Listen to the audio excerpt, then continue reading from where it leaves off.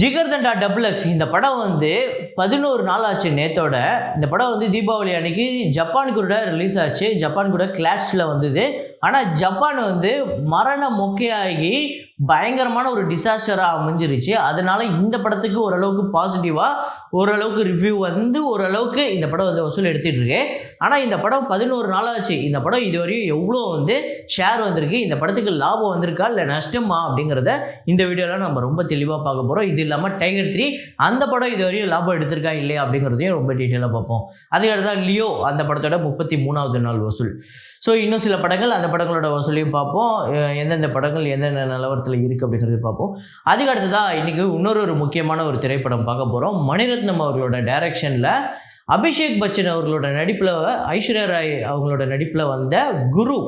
So ஒரு வேறு level சம்பவம் அந்த படம். ஸோ அந்த படம் எவ்வளோ வசூல் அப்படிங்கிறத இந்த வீடியோவில் நம்ம தெளிவாக பார்ப்போம். ஸோ வீடியோக்குள்ள போகிறதுக்கு முன்னாடி நம்ம சேனலில் நீங்கள் சப்ஸ்கிரைப் பண்ணல அப்படின்னா பண்ணிவிடுங்க. பக்கத்தில் இருக்க பெல் ஐக்கானை அப்படியே ப்ரெஸ் பண்ணிவிடுங்க. வாங்க வீடியோக்குள்ள போகலாம். நேற்று வீடியோவில் நான் ஒரு ஃப்ரேம் ஒன்று வச்சுருந்தேன். அதை நிறைய பேர் கரெக்டாக கெஸ் பண்ணியிருந்தீங்க. அது என்ன ஃப்ரேம் என்ன படம் அப்படிங்கிறத பார்த்துட்டு வாங்க.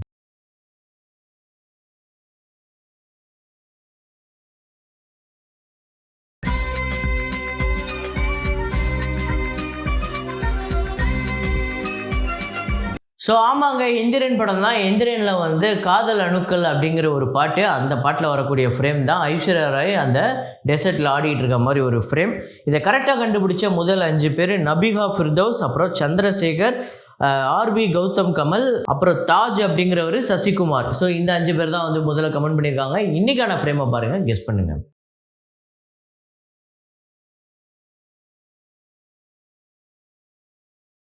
நான் உங்ககிட்ட ஒரு கேள்வி ஒன்று கேட்குறேன். அந்த கேள்விக்கு பதில் அப்படிங்கிறத கமெண்ட்டில் போடுங்க. இந்த வருஷம் நிறையா தமிழ் படம் ரிலீஸ் ஆகிருக்கு. நிறையா படம் பெரிய பெரிய வசூல் எடுத்திருக்கு. சில படங்கள் பயங்கரமாக மண்ணை கவ்வியிருக்கு. சில படங்கள் வந்து ரொம்ப சின்ன படமாக வந்து நல்ல படமாக இருந்தாலுமே பெரிய வசூலெலாம் எடுக்காமல் பெரிய அளவுக்கு ரீச் இல்லாமலே இருந்திருக்கும். சில படங்கள் பயங்கரமாக எல்லாரோட பாராட்டியும் அப்படியே கவனத்தில் ஈர்த்திருக்கும். ஆனால் இந்த படம் எனக்கு வந்து பர்சனலாக வசூல்லாம் விட்டுருங்க, இந்த படம் எனக்கு பர்சனலாக ரொம்ப பிடிக்கும். கண்டிப்பாக இது நல்ல படம், இது ஒரு நல்ல சினிமா. வசூல் எல்லாம் விட்டுருங்க. இப்போ வசூலாகிற படம் எல்லாத்தையுமே நம்ம நல்ல படம்லாம் நம்மளால் ஒத்துக்க முடியாது. அதையும் தாண்டி எனக்கு வந்து இந்த வசூல்லாம் நான் விட்டுட்டு ஒரு நல்ல சினிமா, இது தாண்டா சினிமா, ஸ்கார்சிஸ் ஐயா சொல்கிற மாதிரி இது தாண்டா சினிமா அப்படின்னு ஒரு படத்தை நீங்கள் சொல்லணும், இந்த வருஷத்தில் வந்த ஒரு தமிழ் படத்தை சொல்லணும் அப்படின்னா அது என்ன படத்தை சொல்லுவீங்க அப்படிங்கிறத கமெண்ட்டில் போடுங்க. எனக்குமே அப்படிப்பட்ட ஒரு பர்சனலாக ஒரு படம் இருக்குது. அதை நாளைக்கு வீடியோவில் நான் சொல்கிறேன். ஸோ இன்றைக்கி நீங்கள் இதை கமெண்ட்டில் போடுங்க. ஸோ இப்போ வசூலுக்குள்ள போயிடலாம். 12th ஃபெயில் அந்த படத்தோட டே 25 கலெக்ஷன் இந்தியாவில் வந்து 27 லட்சம், வேர்ல்டு வைடு 30 லட்சம். இந்தியா முழுக்க இந்த படம் 35 கோடியே 7 லட்சமும், வேர்ல்டு வைடு 37 கோடியே 46 லட்சம் வந்து வசூல் பண்ணியிருக்கு.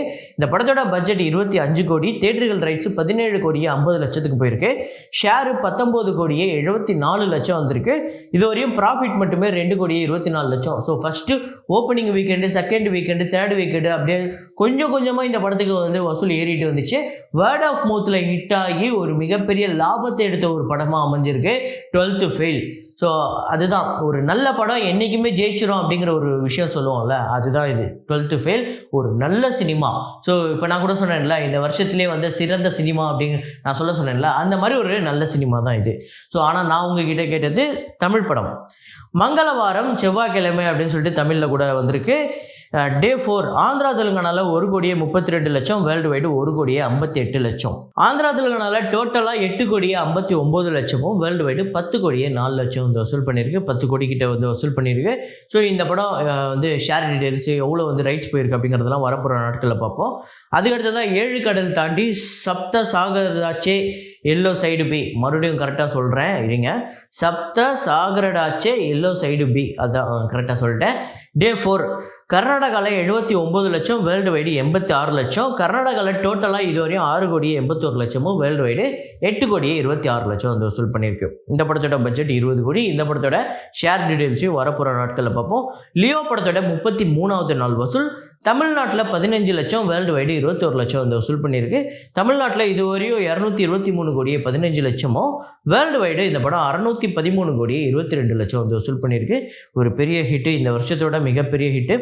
ஜிகர் தண்டா டபுள் எக்ஸ் அந்த படத்தோட டே 11 கலெக்ஷன் தமிழ்நாட்டில் 1 கோடியே 22 லட்சம், ஆந்திரா தெலுங்கானாவில் 6 லட்சம், கர்நாடகாவில் 7 லட்சம், கேரளாவில் 2 லட்சம், ரெஸ்ட் ஆஃப் இந்தியாவில் 1 லட்சம், ஓவர்சீஸில் 38 லட்சம், வேர்ல்டு வைடு 1,76,00,000 இந்த படம் வந்து வசூல் பண்ணியிருக்கு.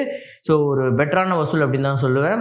ஜிகர் தண்டா டபுள் எக்ஸ் அந்த படத்தோட டோட்டல் கலெக்ஷன் தமிழ்நாட்டில் 41,02,00,000, ஆந்திரா தெலுங்கானாவில் 4,84,00,000, கர்நாடகாவில் 3,18,00,000, கேரளாவில் 72,00,000, ரெஸ்ட் ஆஃப் இந்தியாவில் 57,00,000, ஓவர்சீஸில் 7,93,00,000, வேர்ல்டு வைடு 58,26,00,000. ஸோ இப்போ இந்த படம் இவ்வளோ வசூல் பண்ணியிருக்கு.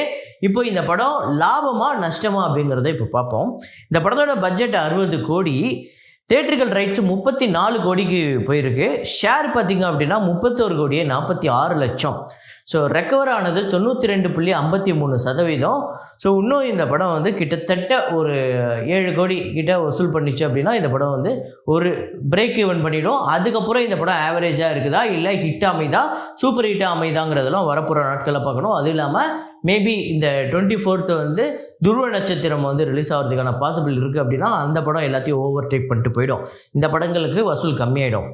ஸோ டைகர் 3 அந்த படத்தோட Day 9 கலெக்ஷன் தமிழ்நாட்டில் 21,00,000, ஆந்திரா தெலுங்கானாவில் 37,00,000, கர்நாடகாவில் 41,00,000, கேரளாவில் 3,00,000, ரெஸ்ட் ஆஃப் இந்தியாவில் 5,68,00,000, ஓவர்சீஸில் 3,68,00,000, வேர்ல்டு வைடு இந்த படம் 10,38,00,000 வந்து வசூல் பண்ணியிருக்கு. Day 9. ஸோ ஒரு பெட்டரான வசூல் தான். நிறைய பேர் இதை வந்து பட்டான் கூட கம்பேர் பண்ணாங்க. பட்டான் வந்து அந்த அளவுக்கு வந்து இந்த படம் வந்து வசூல் எடுக்கலை. ஸோ அது கூட நம்ம கம்பேர் பண்ண முடியாது. ஏன்னா அவரோட பிஸ்னஸ் வேல்யூ அப்படிங்கிறது இன்னும் பெருசாக இருக்குது. இப்போதைக்கு இந்த 2023 பொறுத்தவரையும் ரொம்ப பெருசாக இருக்குது. இப்போ டுங்கி கூட பெரிய வசூல் எடுக்க போகுது.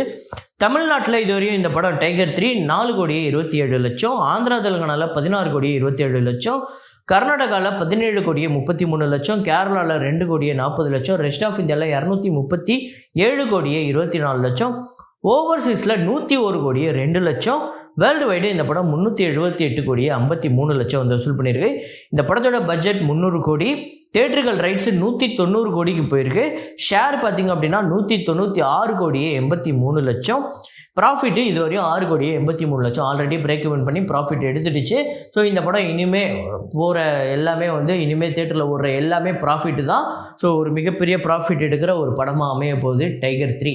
அப்புறம் நான் சொல்லியிருந்தேன் மணிரத்னம் அவர்களோட டைரக்ஷனில் குரு வந்து 2007ஆம் ஆண்டு வந்த ஒரு படம்.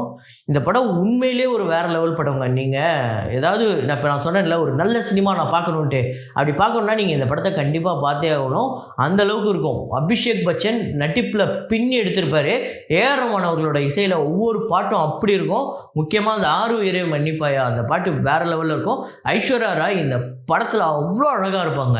ஸோ என்னென்னா ஒரு உண்மையிலேயே இருக்கக்கூடிய ஒரு மிகப்பெரிய பிஸ்னஸ் மேனோட ஒரு கதையை தான் வந்து கிட்டத்தட்ட எடுத்திருப்பார். அவர் எப்படி க்ரௌட் ஃபண்டிங் எப்படி இது பண்ணி எப்படி அவர் வந்தார், அவர் எப்படி இந்தியாவோட மிகப்பெரிய பிஸ்னஸ் மேனாக மாறினார், எப்படி மிகப்பெரிய பணக்காரராக மாறினார், அதுக்கப்புறம் அவருக்கு என்ன பிரச்சனைலாம் வந்தது, அதுக்கப்புறம் அவர் அதை எப்படி சமாளித்தார் அப்படிங்கிறது தான் இந்த படம். ஸோ இந்த படம் அவ்வளோ சூப்பராக இருக்கும். ஸ்க்ரீன் பிளேலேருந்து அவ்வளோ என்ஜாய் பண்ணலாம் நீங்கள். ஸோ உண்மையிலே இன்றைக்கி இந்த படம் ரிலீஸ் ஆச்சுன்னா நம்ம எல்லாருமே கொண்டாடுவோம் அப்படிப்பட்ட ஒரு படம். ஸோ இந்த படம் வசூல் ரீதியாக இந்தியாவில் வந்து 61,35,00,000 வந்து வசூல் பண்ணியிருக்கு. ஓவர்சீஸில் 21,65,00,000, வேர்ல்டு வைடு 83 கோடி வந்து வசூல் பண்ணியிருக்கு. பட்ஜெட் 22 கோடி, ஷேர் 44,50,00,000. ஒரு பிக்கெஸ்ட் பிளாக் பஸ்டர். இந்த படம் நீங்கள் எத்தனை பேர் பார்த்துருக்கீங்க, எத்தனை பேருக்கு ஃபேவரட் அப்படிங்கிறத கமெண்ட்டில் போடுங்க. ஸோ இதே மாதிரி ஒரு வீடியோவில் இதே மாதிரி கலெக்ஷன் ரிப்போர்ட்டில் மீண்டும் நான் உங்களை சந்திக்கிறேன். Signing off Rahman.